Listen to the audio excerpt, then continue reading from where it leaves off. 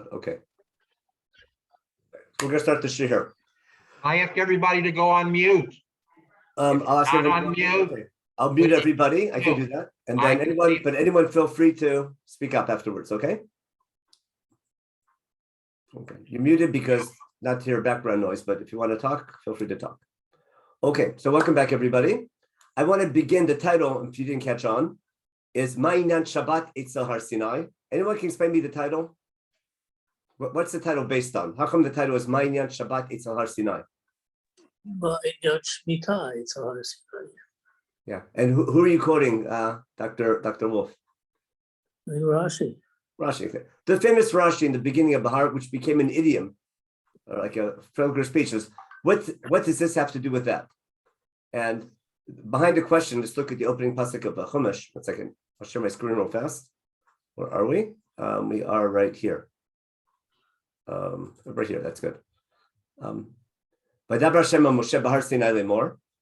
Most parshiyot in Chumash begin like this. Vaydaber Hashem Moshe lemor. Everyone's familiar with that? And there's no other instance where we add the word Har Sinai in the introduction. So Rashi's famous question is, Ma'inyan Shmita Har Sinai? Were all the mitzvot given in Har Sinai? So then he comes to teach you something about principles, and we'll return to this Rashi later on. But there's a major problem with that Rashi. You know what it is? Which is the title of the shir. In Vayikra Perek Chafei, which is this week's Parshat Shavua as well, the word Shemitah is never mentioned. Is everyone aware of that or not? Or is that a chiddush? In Parshat Bahar, we don't have the word Shemitah. And I'll prove it to you now. We'll just read a little bit. When you come to the land, which I'm giving you, the land should rest as Shabbat for God. 6 years work your field, 7. And on the 7th year, Shabbat Lashem. Said 4 times. I think it keeps on. We can keep on reading here. I'll open up a Chumash and get the whole. Not that one. We need the different one. Just turn that one off and share. So I'm going to open up a Chumash again. The other one. Here we are. Here's a nice Chumash. Okay. Here. Shabbat Lashem. Got it? Sheshin Titar Secha. Okay. Shabbat Shabbaton Dialaretz. Shabbat Lashem. Sathalot Tizra. It's Bechrit Zercha. Shat Shabbaton Dialaretz. Vaita Shabbat Har Sechem Lochla. You catching on? In the opening Pesukim, and then we count 7 weeks, 7 Shabbatot. And but basically, what word in Parshat Bahar? What word is there all the time? The word that's mentioned all the time is Shabbat, Shabbat Har, Shabbat Lashem. And what word's not there? Shemitah is not there.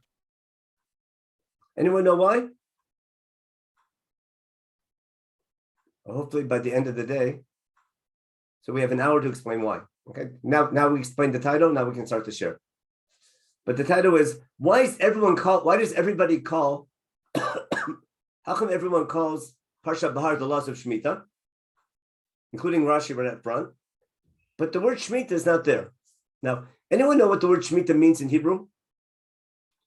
Anyone know another example of the verb lishmot, what else? Shin mem taf, whatever that is. Give me another example in Tanakh where something is nishmat.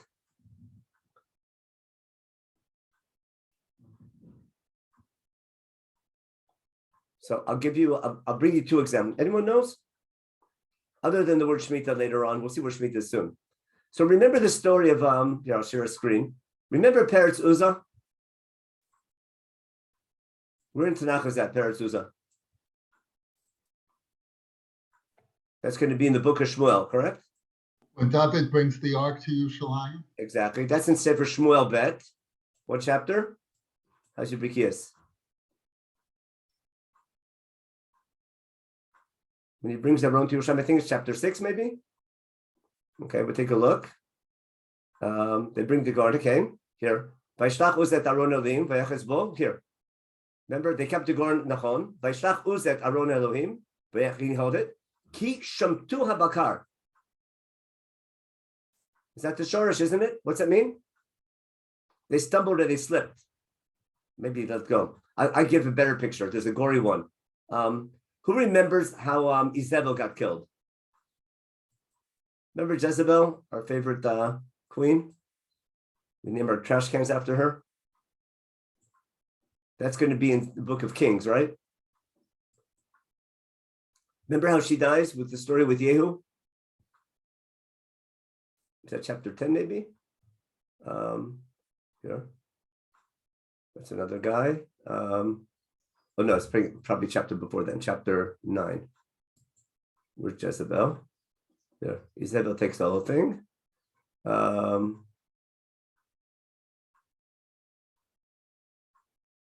second. Where's here we go. Yehu comes to the gate of the city, and then what is Jezebel here? Yehu comes to Emek Yisrael. Jezebel hears he's coming. She puts on her makeup and stuff like that. No, she thinks she's always queen. One king goes, another king comes, and she calls him anyway. Without getting to the story of Jezebel, and then Yehu looks up to her at the window, and Yehu asks his men, "Who's with me?" And 2 or 3 of his right-hand men come to him. Vayomer shimtuha, vayishmituha. They go up. She's up in the window looking out from the 2nd or 3rd floor, and what do? They drop her. And guess what? They drop her. She falls, and she dies. Remember, she gets trampled. You see what lishmot means? To let go, doesn't it? To let go, not just to stumble, but to sort of let go. Now, what does that verb have to do with Shemitah? What are we doing in the Shemitah year? Release our ownership. Yeah, we're maybe it's a release, a letting go. I want to go to sort of not let it be, but let it go. Okay, we'll go back to that. So let's keep that in mind. And now we'll start. I'll try to understand why it's called Shemitah and how Shemitah and Shabbat are related. Now, one last question. Check your Bikiyut. I was hoping you guys knew this stuff. Where's the first time in Chumash we have Shemitah mentioned? Anyone know? Parshat Mishpatim. Exactly, Parshat Mishpatim. And we're in Parshat Mishpatim. Anyone remember where, pretty much? There's like 3 chapters of laws, in the beginning, middle, end. That's where the end, but it's towards the end. Now, yeah. Is Shabbat also mentioned there or not? Yeah, I think so. We have Shabbat, the 10 Commandments, but is Shabbat mentioned together with Shemitah? Okay, so now we're in for a little surprise. Ready? I want to show you the first time we have Shemitah, how it goes hand in hand with the first time we have Shabbat, and how logical the connection is between them. Where do we have them? We get the 10 Commandments or the 10 statements in Parshat Yitro, which is like basic principles of contract. Afterwards, we get 3 chapters of laws, which become the Sefer Abrit that we say Nasa v'Nishmatu. Or basically, in Har Sinai, we get the 10 Commandments or the 10 statements in Parshat Mishpatim, according to Chumash at least. In Parshat Mishpatim, there's 3 chapters of laws. They begin with how to serve God, how not to serve God. Remember, Mizbech Avanim Taseli, but don't make for me Elohei Chesed, guys out of gold and silver. But Mizbech Adamat Taseli, keep it simple. Or if you want to Mizbech Avanim, keep that simple. Then we have a whole set of laws between man and his fellow man, all the laws of Nezikin. Now we have Eved Ivri, and then all the laws of damages called Nezikin, you're all familiar with. All the Shomrim and stuff like that. Then we have laws of social sensitivity and social justice, about being kind to the orphan, the widow, the stranger, and everything. And then returning lost items and helping people's animals that are straying and not taking bribes. And when it's all over, at the end, we get another set of between God and man. So we're going to look at the end of those 3 chapters. We'll go back to our main source sheet here, and that's not it. Here it is. Okay. So we had the word Shabbat by Shemitah. Okay. We'll get back to Rashi later. And at the end of Parshat Mishpatim, we have as follows: V'shochad lo tikach, unless you're a government official, because shochad can blind people who can see, and cause even tzaddikim to say things that are wrong. And the famous begir lo tochatz, don't oppress a stranger, and you of all people know not to oppress a stranger, because you were strangers in Egypt. All the famous stuff. Now, then we have as follows: That's the last line of the Bein Adam L'Chavero section. That's the end of a whole set of laws between God and man, almost 3 chapters full of laws between man and man. Now, watch the transition to between God and man. 6 years, you can work your field. In the 7th year, let go. Got it? What is it? Okay. Let the poor people eat from your produce. And what's left over, let the animals eat. And the same thing, not just for your grain, also from your vineyards and your olives. Okay. Dagan, tirosh, v'yitzar. Remember? Dagan, tirosh, and yitzar. Your grain, your vineyards, and your olives. Got it? So that's where we have the word Shemitah the first time. It doesn't say Shemitah, it says Tishmetena, but that's the word Shemitah. Now, according to this, what's the purpose of Shemitah? It's not Shabbat for God, but rather, it seems like to feed the poor people. But what's this? If it's about feeding the poor people, I mean, that applies every year, doesn't it? Only once every 7 years, poor people get to eat. But look at the next thing. Let go of your produce that year. Let the poor people eat it. And the leftovers give to who? To the animals. As opposed to who? But what's this law that the leftovers, you let the poor people eat, and what's ever left over, give to the animals? Do we care about animals? I mean, we do, because we have to eat them the next year. But anyone know why the leftovers go to the animals? What's the other option we can do with the leftovers? Let's say all the poor people. Wait, let me get the people waiting in the waiting room. Admit all. Here we go. Sorry about that. Admit all already. Anyone have an idea why? Let's say there's food. We leave all the food over. Remember, it's all hefker, and all the people have what to eat. If everyone has what to eat, what's the other option? Now there's enough for everybody. Freeze it for next year. I could do that. What else could I do? It's called in Hebrew, it's called sparing. You know what sparing are for guys in yeshiva? Sparing are leftovers, extras. Was when everyone got their portion, then the leftovers go to everyone else can get the leftovers. But what seems to be the idea? The main thing is you can't take. It's not so much that I'm not doing Shemitah so other people have. I'm doing Shemitah because you have to let go. The idea is the main thing is you can't take. Not the main thing isn't providing for other people. The main thing is 1 year you have to let go. You got that idea? I'm trying to explain something real basic. There's this natural need to do what? It's called capital gain. The way we're wired, it's part of our nature, I think. I don't think it's bad. Is that humans need to amass wealth or store their goods, store food. You always want food in the closet, food for a rainy day, especially the way the agricultural cycle works. There isn't food all the time. You're always storing. So our natural tendency is what's called capital gain, amassing wealth, not for greedy reasons, just for normal reasons. And we do that every year. Okay. Remember, gather and store. In the 7th year, what? No storage. Basically, let go. You know what it's like? It's like, I'll give you something else. There's this natural tendency to be creative. Aren't human beings always thinking, what can I do next? You want to be creative. You want to do something. And God made us that way. It's called B'Tselem Elokim. God wants us to be creative, to think of new ideas and be what's called Menachem Machshevet. We do that all the time. What are we told to do, though? You're supposed to be creative 6 days a week. And what do we do on the 7th day? We stop all creativity, don't we? You got the parallel? There's this natural tendency to be creative. And once every 7 days, what do? Let go of that.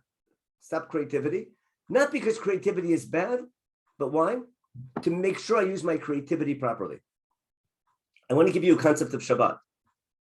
I'm pretty sure we did this here a long, long time ago about B'Tselem Elokim. How God, what does God do every day of creation? He thinks about doing something and he does it. Remember? Hu Amar V'yehi.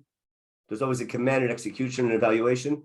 What God did, Elohim, God's name Elohim, in creation is every day he's thinking about doing something and he does it and evaluates it. And the last thing he makes is man b'tselem Elokim. Because how's man different than animal? Animals live through nature, like their regular DNA and their instinct. Humans, unlike animals, are creative. They're always thinking. I mean, their basic physiology is like an animal, but they're thinking all the time. Let's come up with something new. They're creative, and God wants us to be creative like he was. We're in God's image, but we have to use our creativity for good. We went from creation to civilization, and God put man in charge. But to make sure I use my creativity properly, what do? Once every 6 days, once every 7 days, I work 6 days, I'm creative 6 days. 1 day a week, I stop all creativity, I hold back, and then do what? And reflect on what I've done. And the goal of holding back the whole of not being creative 1 day a week is to make sure that 6 days a week that I am creative, I use my creativity properly to evaluate. I want to take that same idea, that's on individual creativity. I want to talk about what they call in Hebrew the meshek. Meshek is our economy. Is there a word for meshek in English? The meshek, your economy, I guess the economy. I'm talking about like group economy. I'm talking about like society. It's usually like the agricultural cycle, a production basically. Production works on a yearly cycle. And every year we're productive. Every company, remember, gives its reports once a year, don't they? It's called the fiscal year. It's how's your company doing? You give a yearly report. You don't do a daily report. Sometimes a monthly thing, but you do. You evaluate at the end of the year how much money you've made, how your production is doing. So what are we doing? 6 years, be productive. And the 7th year, stop all productivity. Just let go. And therefore, what's ever growing, no capital gain. If I'm going to use that word the right way. No amassing wealth, no asifa. You're on a stipend. It's whatever you need to survive, eat. But the main thing is you're letting go. That's what I'm saying. That's why. So let the poor people eat what's out there. You don't take. You only take what you need. Let the poor people take what they need. And the leftovers, give it to the animals. The main thing is you can't take. Again, my point is I'm not providing for poor people that year. The main thing is 1 year, nobody, even the poor people, got it? No one amasses wealth that year. Everyone lets go. Because our tendency is, most of them, is to amass wealth, capital gain, which is good. It's healthy. We need that to survive. But once every 7 years, I hold back on that. Why? To make sure the 6 years that I'm amassing wealth, I do it properly. I don't become too greedy. I do what I need with it. We'll talk about what we do with it later on. So keep that in mind. I want to use that to explain the next set of psukim. So take a look. Again, 6 days, 6 years, work your field, got it? Vasavta tvota, and have your capital gains. The 7th year, let go, abandon. Let the poor people eat, and let the animals eat it for all your produce, your wheat, your olives, and your grapes. So those are all things that store very well. Okay? And right afterwards, in the same way, 6 days, you have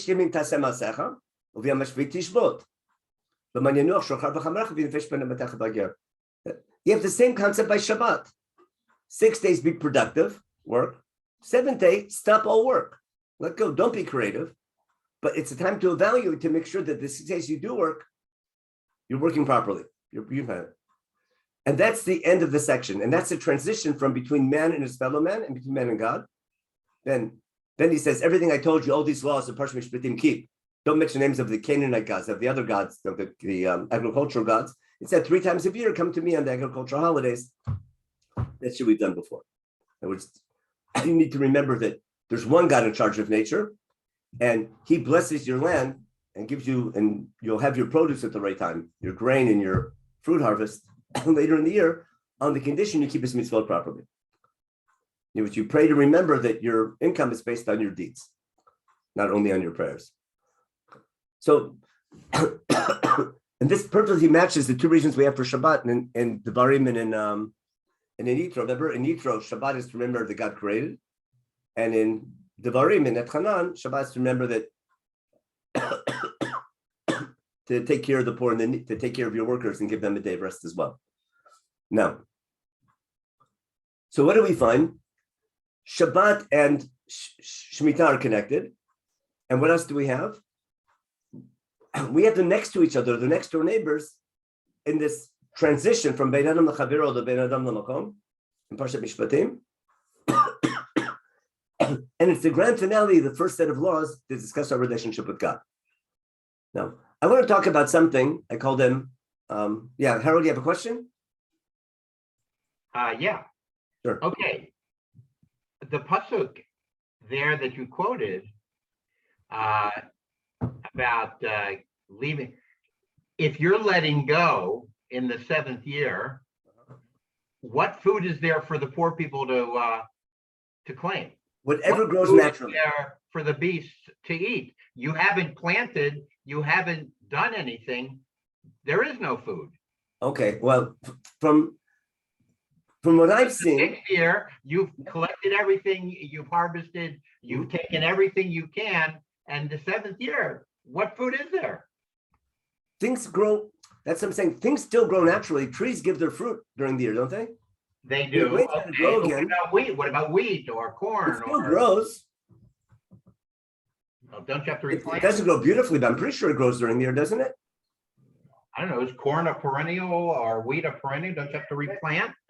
I don't know. I'm not a farmer. I don't know. I'm assuming fruit for sure keeps growing every year. Okay, that I give you. But what Yeah, about that- things like that? I don't know. wheat you might not have enough of. Wild wheat and others grow. What? Wild wheat and other crops grow naturally. They grow naturally, don't they? You can plant it so it grows a lot more, but still grow on its own. There's seeds on it. I'm pretty sure it grows. It just doesn't grow as it's not as productive. If you thrash So much to feel. We have to check with the farmer. But I'm pretty sure wheat grows. You have to plant it nicely every year to make sure it's plow the field and everything, but it'll still grow on its own.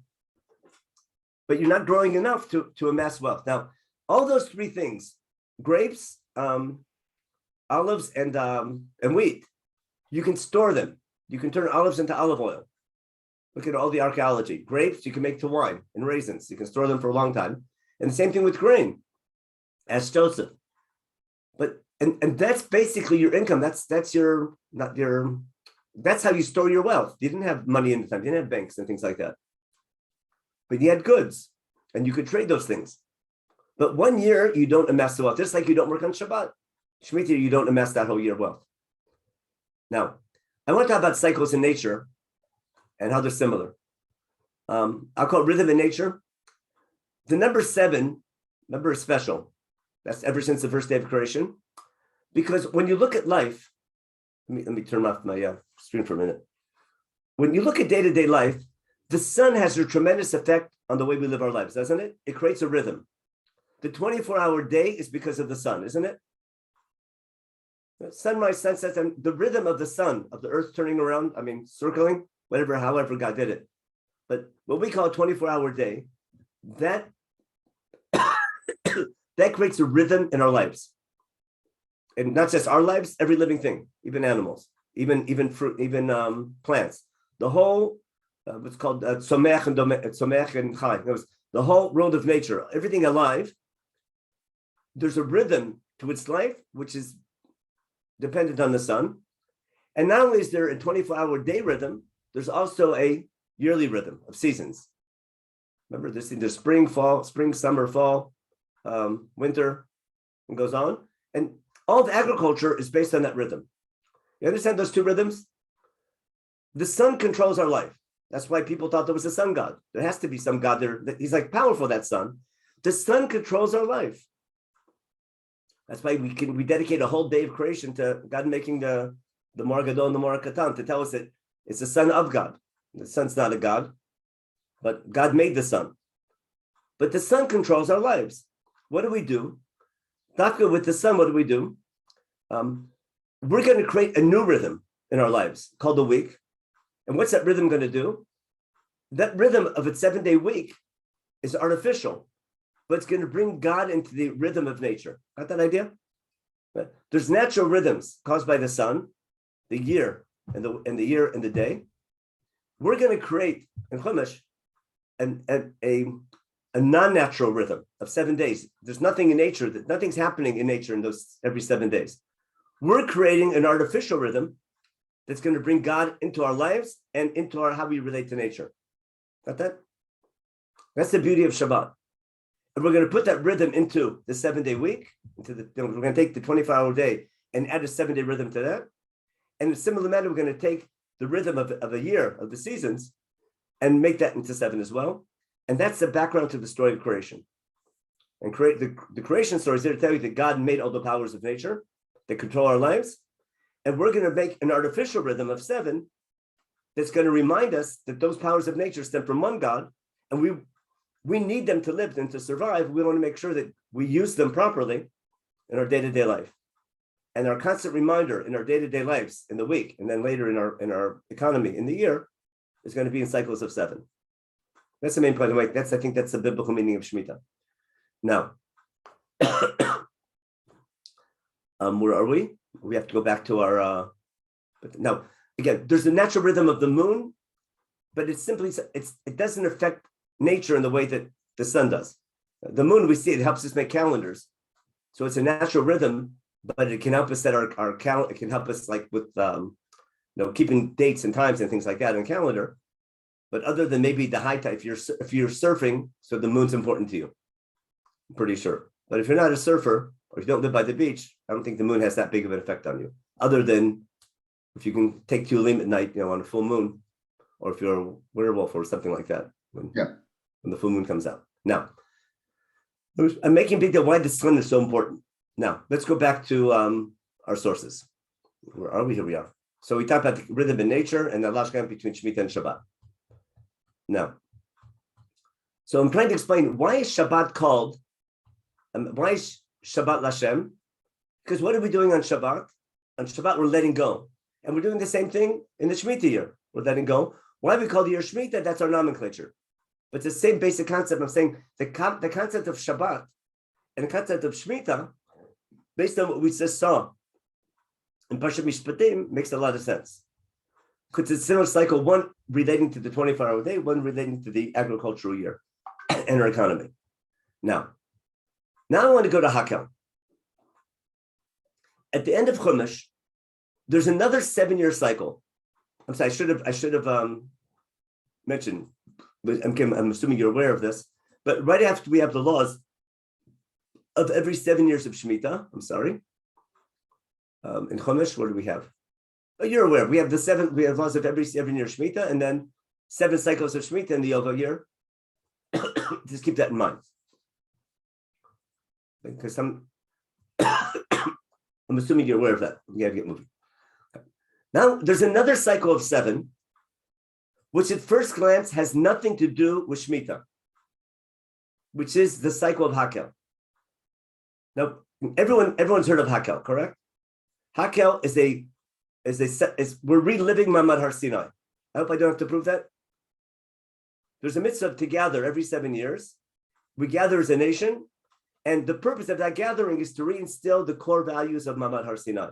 We have all the exact same words. I'm assuming you're aware of that. We have to prove it. I'll mention it quickly when we do it. Now, why don't we do Hakel every year? For the same reason we don't have the Olympics every year. Every year is too often.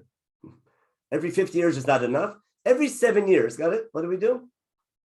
We relive Mamad Har Sinai. Got it? It's almost fits perfectly with Siyum HaShas. Every 7 years in the Daf Yomi cycle kind of thing. It's a big event when you do something once every 7 years. Put it this way, it's more powerful if you do it once every 7 years than every year, because it makes a big deal about it. And every 7 years, like in every stage in our life cycles, when you're a little kid, when you're a teenager, when you're young married couple, when you're midlife crisis, when you're over that, you follow? When you start regretting what you didn't do, all this. Notice every stage you are in life, you have another. Every 7 years, you have another Hakel gathering. So let's take a look at what the law is. And for some reason, it's every 7 years, which makes sense, but it's linked to the Shemitah cycle. Let's just read it real quickly to make sure you remember that. The mitzvah of Hakel at the end of Sefer Dvarim, it's the last mitzvah in Chumash. Moshe writes down the Torah in Sefer Dvarim. He gives it to the Kohanim B'nai Levi, who are in charge of teaching it, because he's dying within a month. Moshe commands the Levim, saying, Mikate Sheva Shanim, at the end of every 7-year cycle, got it? B'moed Shnat HaShmita b'Chag HaSukkot. At the end of the Shemitah year, here we finally have the word Shnat HaShmita. Now, I'm pretty sure this is the only time in Chumash we have the word Shnat Shemitah, which everyone talks about all the time. At the end of the Shemitah year, on the Sukkot holiday, when all of Israel is coming anyhow to see God when? On Sukkot for Aliyah Regel. Read this Torah in public, Neked Kol Nashim, in front of all Israel. Gather the nation, Kol Ha'am, Hanashim, Hanashim V'ataf, Yechashi B'Sharecha, L'mani Shmu, L'mani Yimadu V'Yirot Hashem, so that everyone, the women, children, everybody gathers together.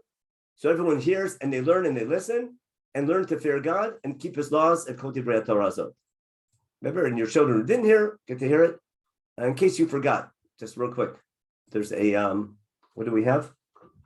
Just to prove that Shemitah is Hakel is Har Sinai, just a quick read in Sefer Devarim, Perek Daled. Where are we? Bible, Devarim, Perek Daled, where we have Perek Daled. Remember, I'm teaching you all these laws, Chukim Mishpatim, that God gave me to teach you, keep them, to be a great nation. Raki Shamer Lecha, be careful, and make sure not to forget what you saw with your own eyes. The day Yom Asher Madata Lifnei Hashem Elokecha. Remember never to forget the day you stood in front of God at Mount Sinai in Chorev.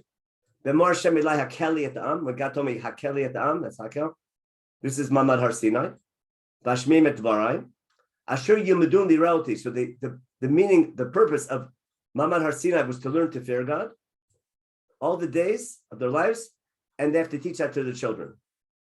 Got it? And you came and stood in front of the mountain, and God told you all these things, and He made you His commandment. He wrote them on 10 things. That's Mamad Har Sinai for sure. So the word Hakel is used in that context, and therefore Hakel, every 7 years, we're fulfilling this mitzvah of be careful not to forget what happened in Har Sinai. Every 7 years, we're going to relive it. That should be simple. Now, I understand why we don't do that every year. It's too often. Okay, every 7 years. But why is it linked to what? To Shemitah. And why is it linked to Sukkot? Because I should do it. Give me a better than what holiday should we do Hakel? If Hakel is reliving Mamad Har Sinai, what holiday should I attach it to? Shavuot. It'd be Shavuot, shouldn't it be? That's the anniversary of Matan Torah. Why Dafka Sukkot? And what's that have to do with the Shemitah year? Why do it in a Shemitah year? Or basically, Ma'inyan Shemitah, how's that? Ma'inyan Shemitah, it's a Har Sinai. Now it's a good question, isn't it? The question of Ma'inyan Shemitah Har Sinai is a question in Sefer Devarim on the laws of Hakel. Let's look at that again. I want to give deeper meaning to Chazal's question. Right? If every year, every 7 years, we do Hakel at the end of the Shemitah cycle, then, and if Hakel is to relive Mamad Har Sinai, there's some connection between Hakel and Mamad Har Sinai. Now, it could be, every 7 years, so let's attach it to an existing 7-year cycle. It could be just out of convenience. No, I need a 7-year cycle, so let's instead of having to keep 2 different calendars, we'll just use the same calendar.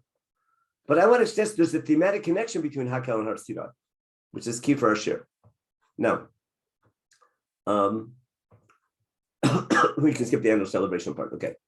Now, first I want to explain why it's on Sukkot and what Sukkot has to do with Shemitah year. Now, Sukkot, let me have a quick discussion here. Sukkot has another name in Hebrew. What is it? It's not just called Chag Sukkot, it's Chag Asif. Why is it called Chag Asif? What are we gathering?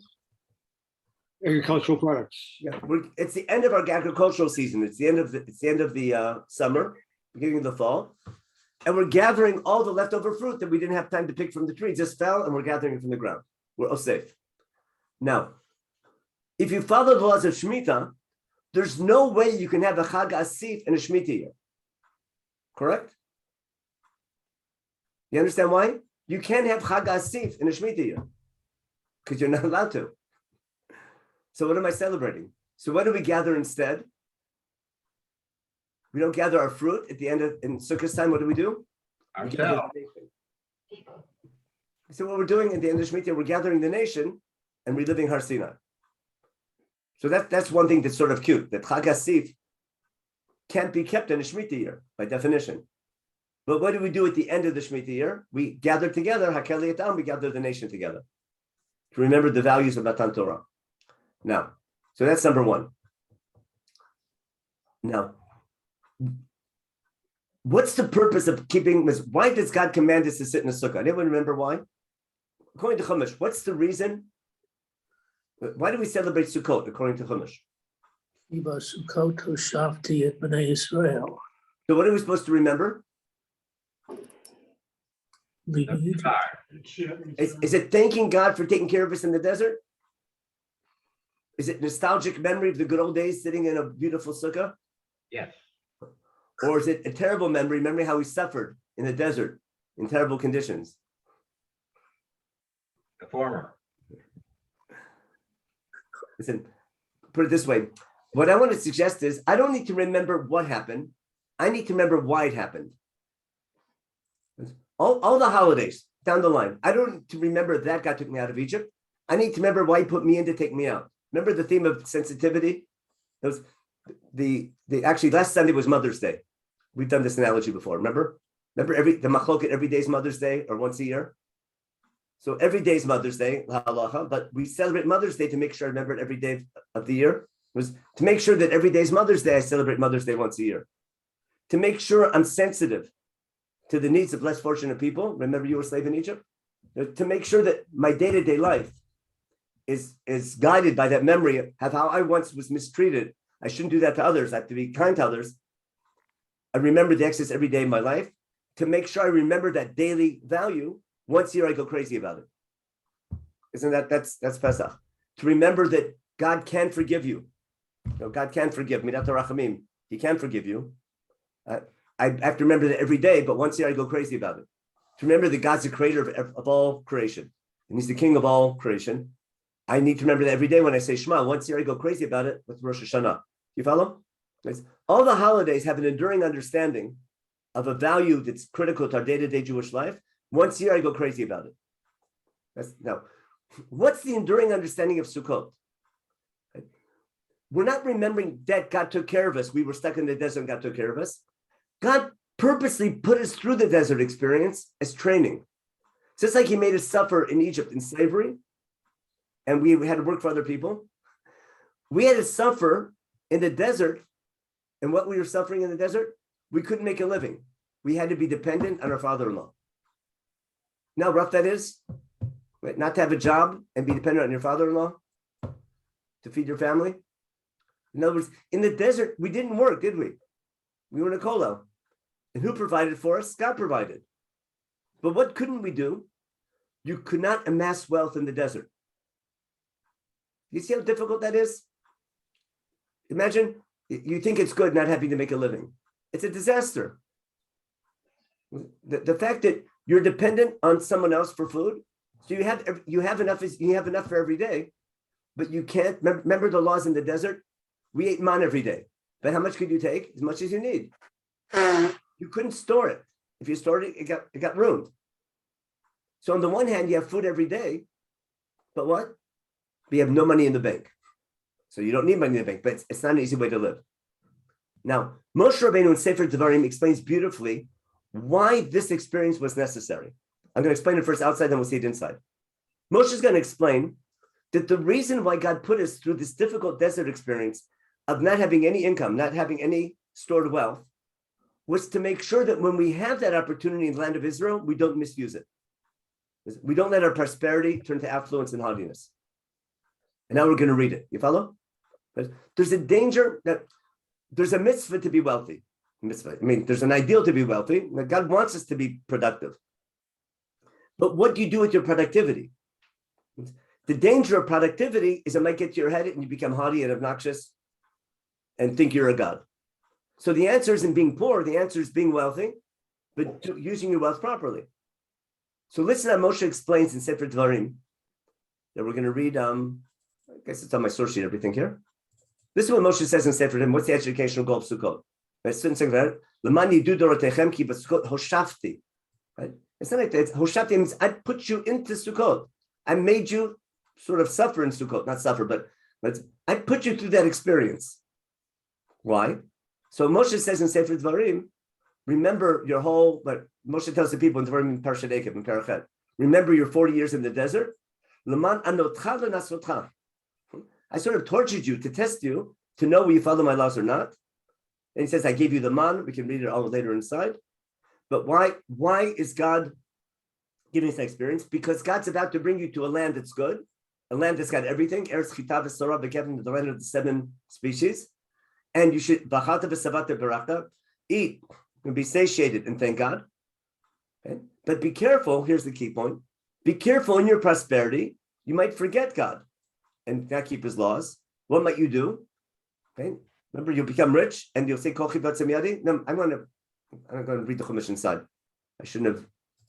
I'm going to go to a real Chumash and read it in the source, chapter 8, to make sure you follow what I'm doing. He says, keep these laws. Remember your 40 years in the desert. Make this a bit bigger and bigger. There we go. Remember your 40 years in the desert. And he fed you the man, which you never heard of. So you know that you don't live to eat, but you eat to live. Okay?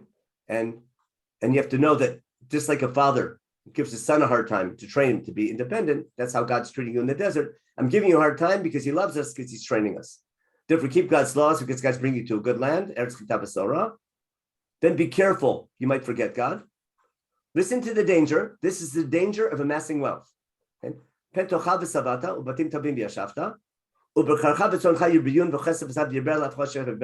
It's everything we pray for. And God's saying, pen.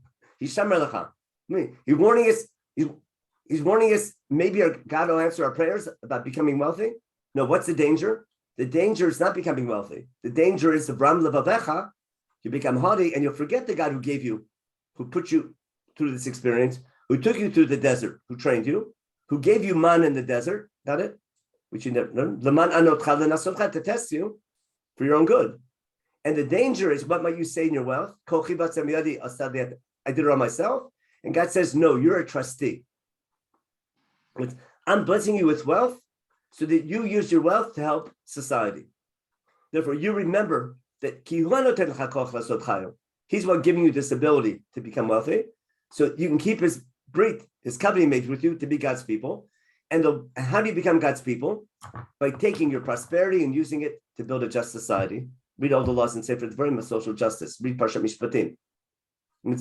God wants you to be wealthy, but you have to be a trustee on behalf of God, and you use your wealth for the betterment of society. It's okay to amass wealth. You should be wealthy, and you need to do that, but you have to do it properly. And there's a danger: too much wealth will lead to prosperity. The answer isn't therefore be poor. The answer is, in your wealth, be a chassid. If you want a nice, long, expressions, read in Rabbi Levi in the Kuzari. He has a beautiful definition of the chassid. Look it up in your search. The chassid, according to Rabbi Levi in Sefer Kuzari, what a chassid is. Basically, it's a wealthy man who uses his wealth to help society.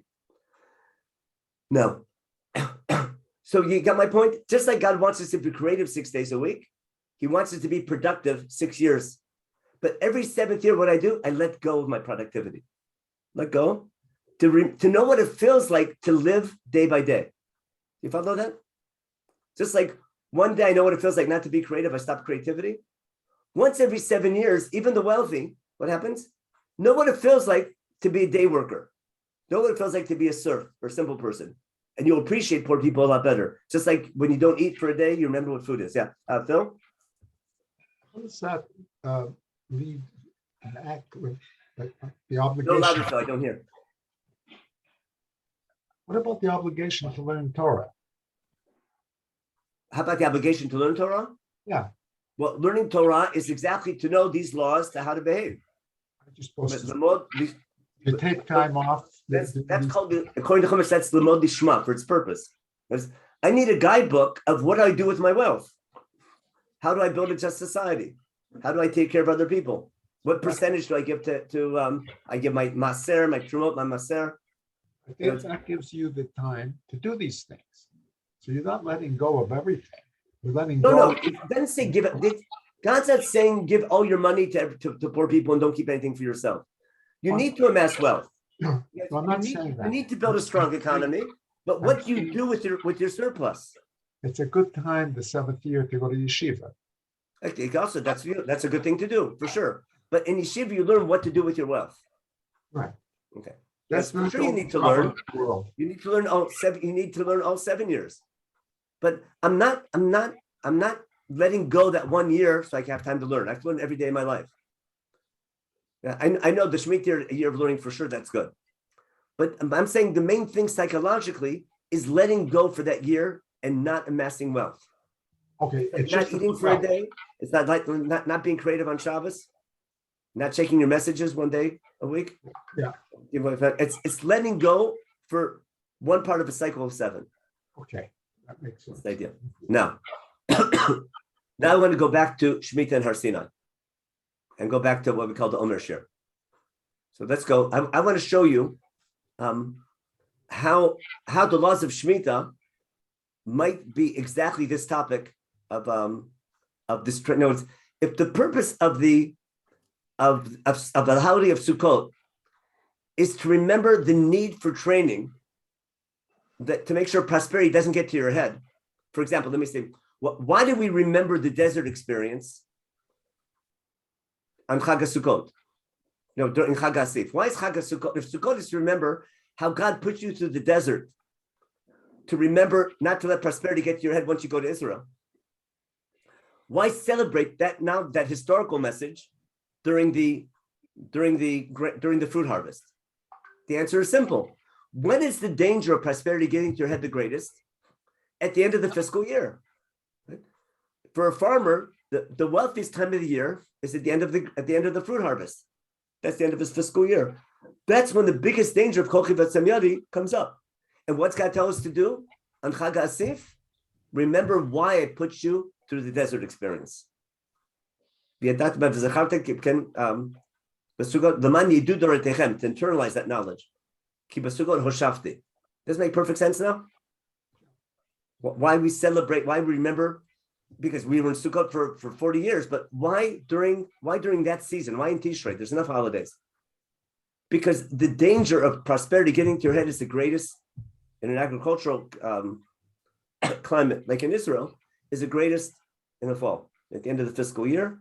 And therefore, God says, now remember what to do with your prosperity. Don't let it get to your head and use it properly. Now let's put together this Shemitah and Har Sinai. Sorry. So we had Chag HaSif, and what's Chag HaSif? We talked about is fruit gathering, harvest. You knew that already. I just want to bring that down. Now, let's do Hakel. What are we doing in Hakel? Every 7 years, what do? We're going to relive Mamad Har Sinai. Now, if I want to do this the best way possible, if I want to relive Mamad Har Sinai, where should we go? Where should the nation gather if I want to relive Mamad Har Sinai? Go back to Har Sinai. Go to the desert. Let's hope there's no Bedouins there or terrorists there, whatever it is. Go to the desert. Go to Santa Catarina, wherever it is. Ask your local archaeologist where it happened. Go there and gather together and have a big learn-a-thon. And what should we eat in preparation for it? What were we eating in the desert? Man. We're eating man. So we should all eat man, right, for the weeks that precede Mamad Har Sinai. Remember, the man started falling about 3 weeks before. Remember, the man started falling 3 weeks before Mamad Har Sinai. We'll go to this. The man was preparation for Har Sinai. We'll see that in a minute. Now, the problem is where are we getting? Now, we can't go to the desert because we can't leave our homes. And where are we going to get man from? So where do we celebrate Hakel? B'makom asher yivchar Hashem, which is better known as the Mikdash, which is a permanent Mishkan. And if you remember the Ramban, what's the function of the Mishkan? The Mishkan is a mini Har Sinai. Remember, like the Shul. The Mishkan is a eternal reminder of the Sinai experience. The famous Ramban in the beginning of Parshat Truma. We never leave Har Sinai; we take it with us. And basically, a visit to the Mishkan is a reminder of your commitment to be God's people at Har Sinai. And like Moshe on the top of the mountain getting the Luchot, that's the Kodesh Kodeshim. The people at the foot of the mountain bringing Korbanot, that's the Azara and the Mizbeach. The Kohanim going closer, and with the Skinim, that's the Kohanim going into the Azara.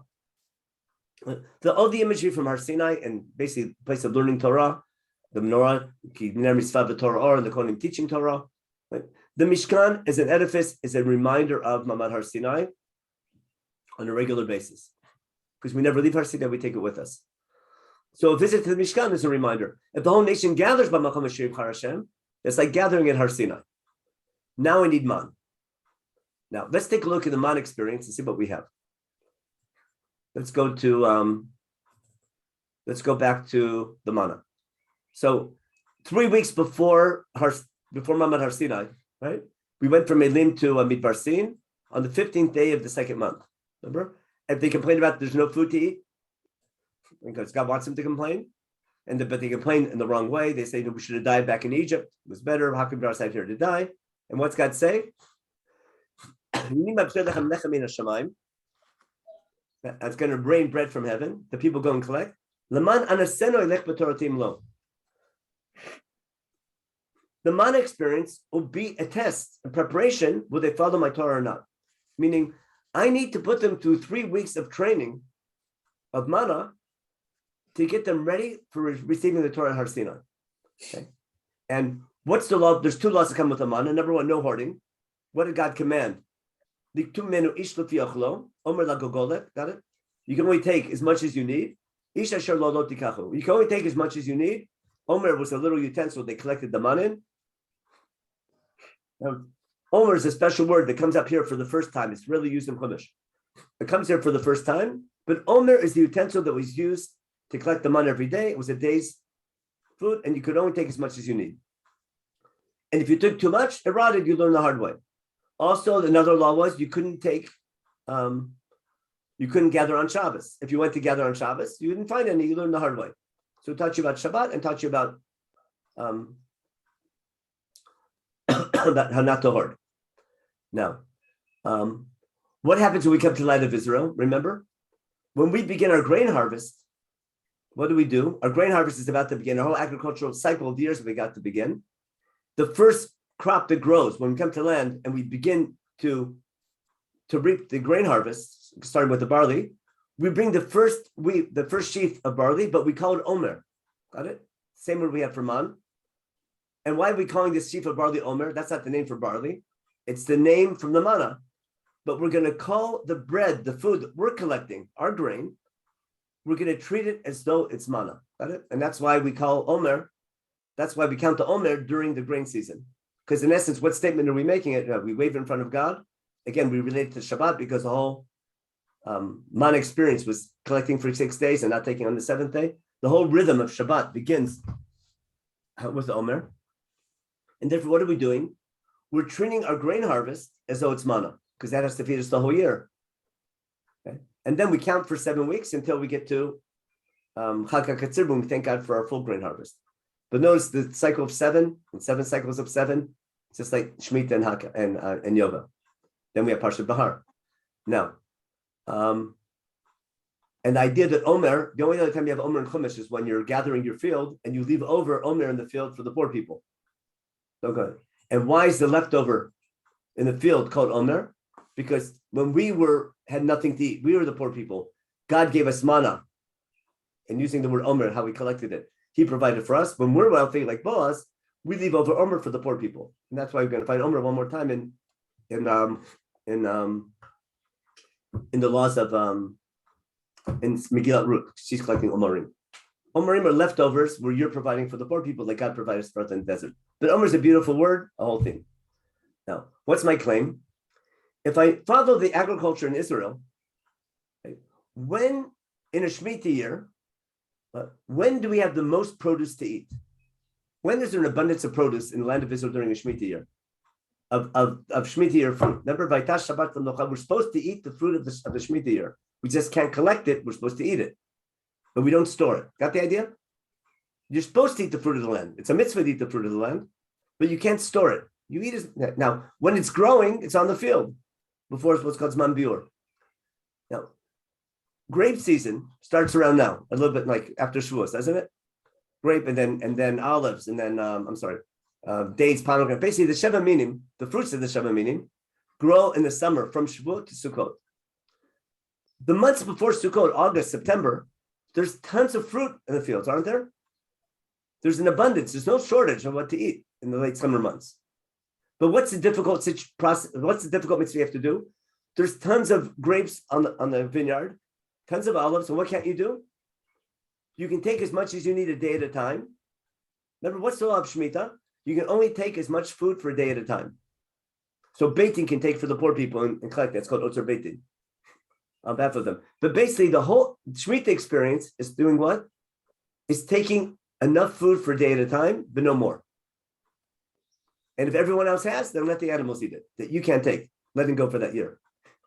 Now, therefore, realistically speaking, what experience are the Jewish people as a nation going through for the 2 or 3 months that precede Hakel? If Hakel is every 7 years at the end of the Sukkot, in Sukkot time, Chag Asif, and there's no Asif that year, then basically I've recreated the manna experience in preparation for Hakel. You got that? What I'm talking about, if indeed Hakel every 7 years is a reliving Har Sinai experience, then what the laws of Shemitah create, they create a reality, an agricultural reality in the land of Israel, where there's food everywhere, just like by the manna, there's food there, and you can only collect as much as you need a day at a time. Through the laws of Shemitah, I've recreated the manna experience. Got that? And when do I do that? I do that the same year of Hakel. You with me? So my claim is that Shemitah prepares us every 7 years for Hakel. Got that? Now you understand Rashi? Ma'inyan Shemitah Har Sinai. My claim is that if the purpose of Shemitah is you letting go and to remember the purpose of the desert experience. Now, according to Chumash, the whole reason for the manna experience was to prepare us for Mamad Har Sinai, to be a nation serving God. How are we a nation serving God? We're God's model nation. God wants everyone to be kind and just and upright. We have to be God's model nation of that. And our core preparation of receiving the Torah is the manna experience, got it? That prepares us of no hoarding, taking as much as you need. Now, God doesn't want us to be communists our whole life. Everyone shares. We need capital gain. Got that? That sparks the economy. And you're supposed to work 6 years out of 7. You follow? Just like you're supposed to work 6 days out of 7. But in preparation for the Shemitah year, which is going to prepare us what to do with our amassed wealth. What do we do with what we store? What do we do with our storage? We need to store wealth and we need to become wealthy, but what do we do with it? How do we become trustees, making sure we use it properly and make sure that other people have what to eat? Right? So by once every 7 years, our letting go and not amassing wealth, that's going to enable other people to do it. That's going to remind us of why we're chosen. And that's going to be perfect preparation for accepting the Torah every 7 years. Because it's one of the core values of why we're chosen to be a nation. As highlighted by all the laws in Sefer Devarim, like we saw about the law of when you're harvesting, make sure you leave over. You don't give handouts, you leave them so they can gather on their own. So they have a little bit of pride that they collected their own grain. Now, that leaves us with, I hope that my points, what my Menachem Shemitah means now. Okay. My claim is that the reason why Chumash uses the word Har Sinai when it induces the laws of Shemitah every 7 years, it's all in preparation for Hakel at the end of the 7th year. Because the laws of Shemitah create an environment in Israel that recreates the manna experience in preparation for Hakel every 7 years when we relive Mamad Har Sinai. Now, I think there's Psukim later on, earlier, that we put a container of man. Remember, it's Yitzenet of man next to what? In the Kodesh Kodeshim, next to the Luchot HaBrit, correct? Which shows you there's a connection between the manna and Har Sinai. If Luchot HaBrit is our reminder of Har Sinai, isn't it? Right next to a reminder of our commitment to be God's people at Har Sinai is a container of manna, there forever. That puts icing on the cake. That shows you the thematic connection. Now, what's Shemitah doing now in Sefer Dvarim? It's called Shemitah Ksafim. But I want to show you now real quickly, we have 5 minutes. Shemitah Ksafim is an extension of Shemitah Karka. It's not 2 different laws. It's a result. It's a derivative. You know what that means, a derivative? I'll explain what I mean. Let's take a look here. In Sefer Dvarim, we have laws about 3 years. Every 3 years you give a 2 years you have Maser Rishon, Maser Sheni. You eat in Yerushalayim. The 3rd year you give to the poor, and the 6th year. After 7 years, right? You make Shemitah. Means what? As explained earlier, got it? Every 7 years you do Shemitah, you let go. Okay. Now, B'zeh Dvar Shemitah. Okay? Is this explaining what Shemitah is? I didn't say Zeh Shemitah because I'm saying this is the derivative of Shemitah. Let me explain this outside and then I'll read it inside. In ancient times, why would people lend money? Borrow money. If you're a farmer and in general, if a farmer, you have enough grain during the grain season to last you the whole year. But let's say you had a bad crop, or let's say someone stole your grain or whatever happened. And it comes December, January, you have nothing to feed your family. So you go to the storage room with someone who has, and you ask, can I borrow some grain from you to feed my family? And when will I pay you back? When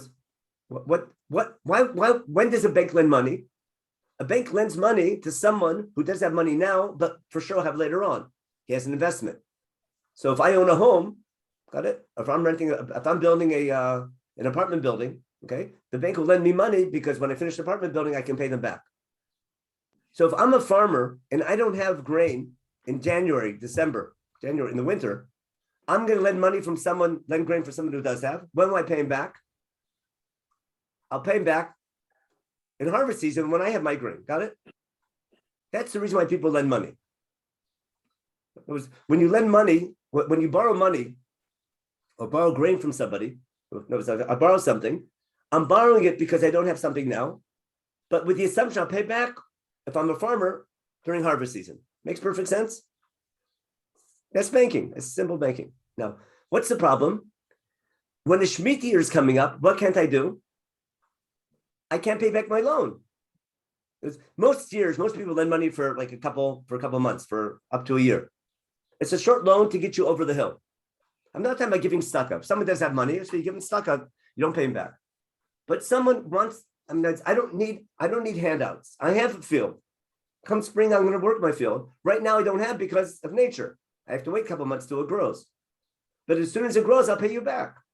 So therefore, in December, I'm going to lend money. I'm going to borrow money, and I'll pay you back when I get my grain harvest, or when my CD, my CD, what's it called, matures. Got it? I have a bond. It doesn't mature for another 6 months. I'll lend money. Remember, banks lend you money if you have a deposit. If you have you can lend money on your on your pension, things like that. You know the banking better than I do, most of you people. Now, if we follow the laws of Shemitah, that every 7 years, what can't you do? You can only eat the grain, but you can't collect it. Then there's no way a farmer can pay back a loan in a Shemitah year. You follow? I have nothing to pay back with. And if I demand the person pays me back the money, he can't keep Shemitah. And therefore, what's the Torah saying? Every 7 years, keep Shemitah. Like it says in, here we are, right? Every 7 years, keep Shemitah, like it says in Parshat Bahar. It's already given. But this is the derivative of Shemitah. Meaning what? Because of the laws of agricultural Shemitah, this is the derivative of Shemitah. And therefore, Shamot Kol Ba Mashaydo, anyone who lend money to somebody, let go and don't demand your loan. Got it? This is a law for the lender not to collect his loan on a Shemitah year. Why? He can't demand his money from his friend. Right? Why? Because it's a Shemitah year for God. And if people demand their loans, farmers can't keep Shemitah. Okay? There's FS. There shouldn't be any poor person in your land, because God will bless you. Therefore, there'll be abundance, and you can lend them. And don't worry, you have what to eat also in the Shemitah year, because there's food there for everybody. But the lenders can't ask you can't ask the people to pay the loan back in the Shemitah year in order for Shemitah to be kept. Okay? But on what condition will there be food? If people follow all the laws of Chumash and do laws of social justice. But should there be a poor person in your land, because that always happens, got it? Don't hold back your hand. Open up your hand, but help him out and give him what he needs. And for that reason, God will bless you. But what I'm explaining is that Shemitah Ksafim is a direct result of Shemitah Karka. Because the second The second the Shemitah Karkaot, the second the Shemitah on the land, there's no way anyone can pay back a loan. If the people who lent money are demanding the farmer to pay back his loan, he won't be able to keep Shemitah. Therefore, the Torah tells the lender, you can't collect loans. Now, but it's still a mitzvah to pay back. Let's say the farmer has money, or gets money, he should pay back. It's a mitzvah to pay back a loan in Shemitah. It's the law is you can't demand the money. You follow? Shemot, let go that year. How about the next year? By then already, once you let go the first time a year, who knows what it'll be later on. But the main law of Shmitat Ksafim is for the Shemitah year. Now it's hard to appreciate that nowadays when we're not living in an agricultural society.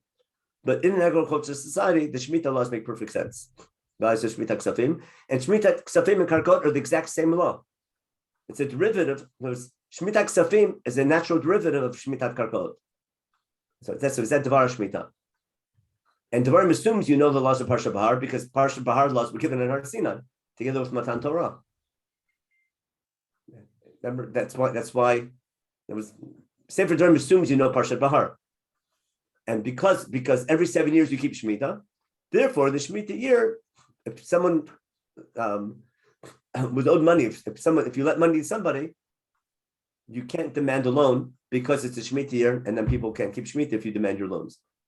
And therefore, the Torah tells you, let go of all your loans. But the idea of letting go of Shemitah, I got the idea? My whole point is, the laws aren't there to take care of the poor people. There's other laws. We do that every year.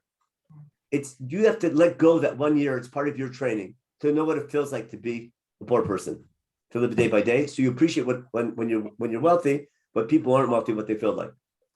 And also just curbing that, just like it's good not to be creative 1 day a week, hold back. But the purpose of holding back of that natural tendency is not to quash it, it's to guide it. Got my point? I want to end with that point again. That's my key point. We have this natural tendency to be creative. We have natural tendency to amass wealth, which is healthy. That keeps us alive. It just can't go crazy. And therefore, once we have a rhythm, got it?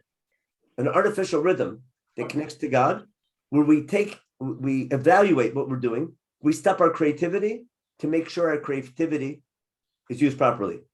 We stop our capital gain, our economic resources once a year to make sure during the 6 years of production, I use them properly. So I'm saying that's why Shabbat and Shemitah are super connected. That's my idea. And that's why the whole idea is that's why the main thing is you can't take that year. You have to let go that year. It's just like you don't work on Shabbat. And that's the concept of Shabbat. And that's why the word Shabbat is so special there. Shabbat Lashem, the concept of Shabbat during the week is the same basic concept of Shabbat Shemitah.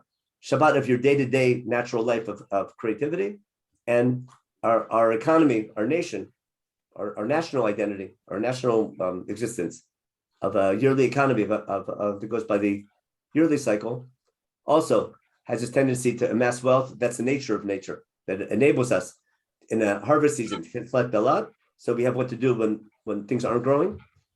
That's the nature of our economy. But to make sure that amassing wealth doesn't go crazy.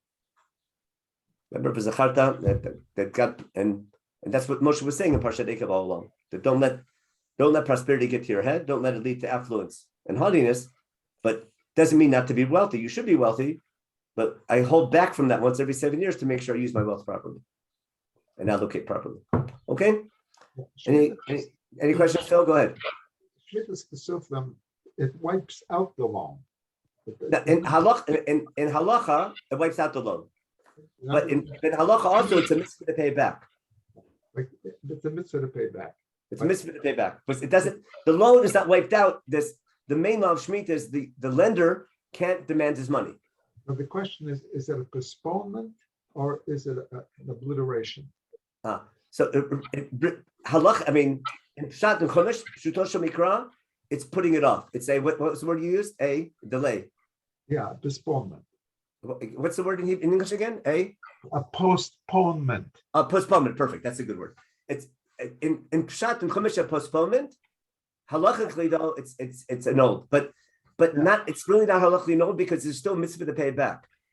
That's what we follow in halacha. You owe the money, and it's a mitzvah to pay back the loan. If you lent money, even though you went through Shemitah, you're supposed to pay back. It's a mitzvah to pay back. The lender can't demand his money. But he can wait the year out, and the next year, can he demand that money? He can't demand it. Once you can't demand it 1 year, you can't demand it at all. But still, it's a mitzvah to pay you back. Menachem, Yeah. is it true that it didn't really work so well? In other words, people didn't want to lend money. I heard that the Yovel was observed only a couple times in our history, and the system just It was too hard to demand. It was too much to ask for. Yeah. So the rabbis got around it with the thing, but that's what I'm saying. You can learn. I think the principles behind it are important. So at a practical level, maybe it didn't work, but at a thematic level, I think those core ideas are critical. And even when we're not living those, how to take those ideas when you're living in a non-agricultural society. Okay? The idea that God wants you to be wealthy and amass wealth, but once every 7 years, hold back, or just on a regular basis, hold back and evaluate and make sure you're using your wealth properly, and make sure your wealth isn't causing you to become haughty and affluent, but rather kind and just. That's an important message, whether no matter whether you're a farmer or not. Yeah. Hit the nail on the And when Shemitah only becomes a law of buying, fruit from Turkey or from Gaza, instead of eating, Jewish fruit, and all the crazy things in a different garbage pail. Yeah. It's a tragedy, isn't it? That's exactly what I was getting at. Thank you. well, observing Masir would help. Yeah. So I'm saying I think we can apply it in other ways, but I think getting to the core of the value behind it, I think you can apply it. It would be nice if the rabbis had a ingenious, in a nice way of applying it in a modern society, but our rabbi is not there anywhere close to that. You need a Sanhedrin, you need creative thinking people, but people can do it personally on their own life. Think of something they can do. So as Phil said, you can sit and learn for that year, but not just but learn core values of Chumash that affect how you behave in your day-to-day life. What projects you take on, what organizations you support, and things like that. But the idea, there's a need to amass wealth. It's human need, but just you got to hold it back a little bit to make sure you use it properly. Just like it's a need to be creative, but once every 7 days, hold back. It works both ways. It's a human need, or it's an impulse to assume great wealth, but also it means building buildings and having technology. And if you do not have the desire for increasing society, society falls apart. Exactly. No, I'm saying these are healthy needs. Just like there's a need to have children, right, and have marriage relationships, but hold back a little. Take it easy. You follow? That's not the whole goal of your life. You can't go crazy with it, but there's a need to have that. But you made a very interesting point on the way that I value greatly, that the exact technique that the Torah lays out may not be applicable in our society, but the principle behind it is. For sure, yeah. And I think that's the point that I go away with. That was the goal. That was the goal that I wanted you to reach. Yeah, perfect. Oh, thank but you. I'd rather you say that than me tell you that from an educational point of view. That's all. That was my take-home message. I hope everyone got. But thank you, Phil, for clarifying it. Right in the mark. Okay, anyway, I have to go. I'm late. I'm late. I gotta go. Teach. We'll stop here, and everyone have a good Spira. Good luck. Bye bye.